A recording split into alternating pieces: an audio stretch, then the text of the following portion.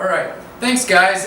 Thanks for joining us again. I'm still here with Alissa, and on the break, Still here. she was talking about some things that she comes across when patients and their loved ones come to see her. Lots of references to point systems and things that I had never heard of, quite frankly, and things that Which scares me that you've never heard of them. sound a little bit confusing to you too. And I think we've kind of figured out what we're talking about. It's interesting. It sounds like we have different languages that we see, and we're talking about some of the same things. Well, they're not my language. Yeah. It's what people come into my office saying, okay, so and so, and I've done this all over the country, and people say, oh, they've graded or assessed the disease based on this assessment tool or this assessment tool, and all these things that the 7 stages of Alzheimer's and the early, mid to advanced, and Philip is looking at me like I'm talking Greek.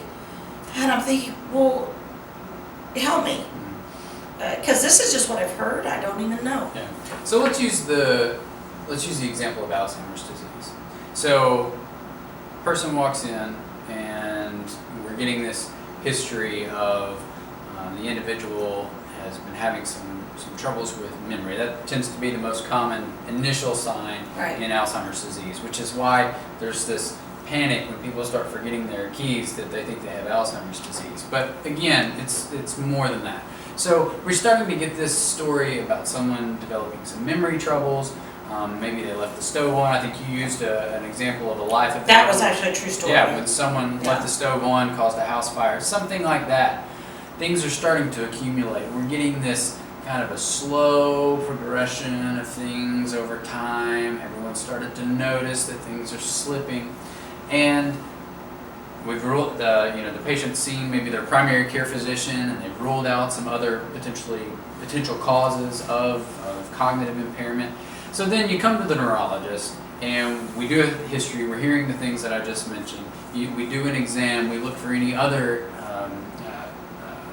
evidence that the nervous system, so the brain, the spinal cord, nerve roots, muscles, any evidence that there's a problem there that might lead us away from certain things or lead us towards other things. And then we do cognitive assessments, and that's really part of our physical examination. So we have lots of different tests. Many of them are commercially available, and those tests are important because you get scores. So when we're talking about cognitive impairment, you can sort of sense that someone may be progressing, but without an objective tool to measure it, it's really hard to say. And so what you think is progression, I might not think is progression. So it's important for us to have numbers that we can put on things. And some tests are better than others depending on what type of dementia we're looking at. It's not a simple assessment.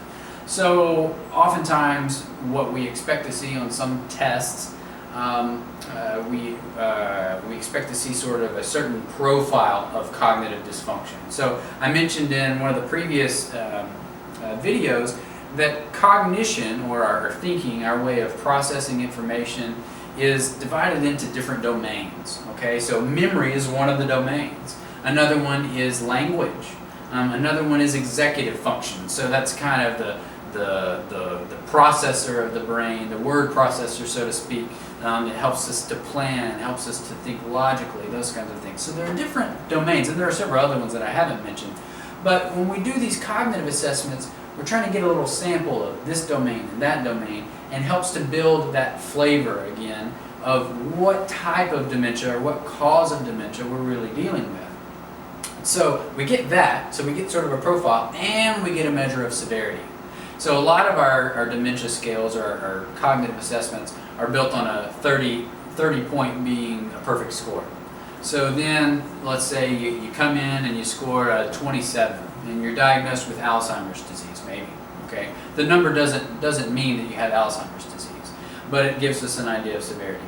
So then, maybe a year later, you come in for another follow-up, and it wouldn't be surprising if that number dropped a little bit, maybe a 24 or 23, something like that.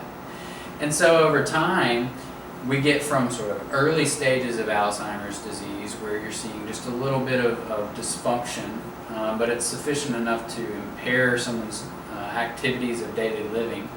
And then you're progressing, and that score gets a little worse and a little worse. And then when it gets pretty low, then we kind of say that someone's in sort of the advanced stages of the disease. And I use the example, we talk about Alzheimer's disease as kind of one of forgetting. And, the disease starts out, it's not uncommon that we hear someone is very frustrated with their memory problems. They may say, I just can't remember. And it's incredibly frustrating. And the burden, to use that word, is really on the person with the disease. And then as things start to progress, that burden starts to shift, because then they may be a little bit less aware of the things that they're forgetting, a little bit less aware of their impairments. And then that burden really starts to shift to the loved ones, to the eventual caregivers. And there's really a huge shift. And then the heavier that burden gets, they get to that threshold that you were talking about in previous episodes that may be characterized by a life event, when they have to say, okay, this is more than we can handle.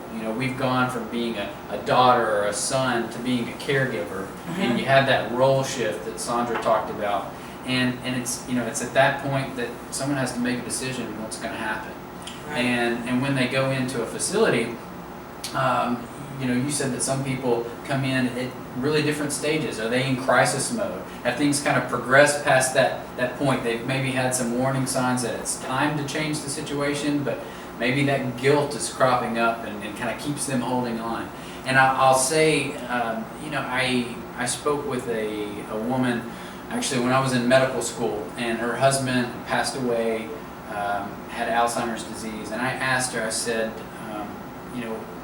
was there anything super meaningful to you in this experience, something that you would want me to know as a medical student, maybe that I could share with other people? And she said, the most meaningful thing that comes to mind is I was dealing with my husband, he was still living with me, and it was a lot. It was at that point, she had kind of been doing the ping pong thing where there were warning signs that said, it's too much to bear, but I can't let my husband go. Mm-hmm. And someone told her, you can either choose to let this disease take one life or two lives. And that struck home with her. And it was really that time was the decision point for her. And he got into a great assisted living facility and ultimately in memory care. And she got to reassume the role of the wife instead of the caregiver. Right. And, I think at that point he was probably on the kind of, if you want to call it, moderate to late disease. Right. And so then I want to get into the late disease. Yeah. So I mentioned Alzheimer's disease. We talk about it being a disease of forgetting. The brain's forgetting to do things. So it might be forgetting to pay the bills early on, but as the disease progresses, that's really demonstrating that more and more areas of the brain are being affected. And different areas of the brain are crucial for different functions.